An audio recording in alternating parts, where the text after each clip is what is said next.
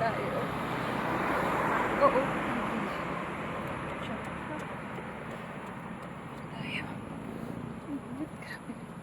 Tapos lang namin badminton.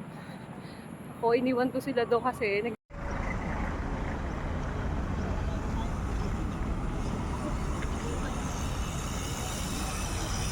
mag-healthy living na tayo kasi ubos na yung mga salad at saka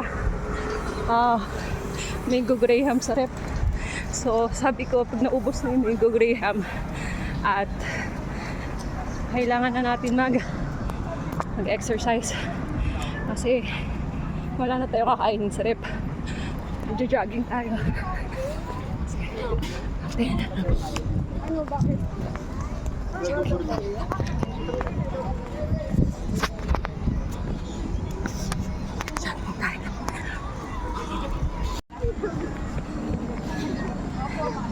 So, nag-jogging ka tapos pero pagkain haguto.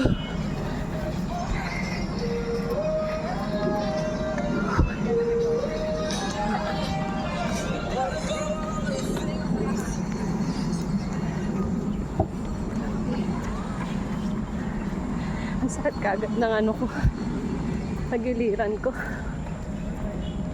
Ayan.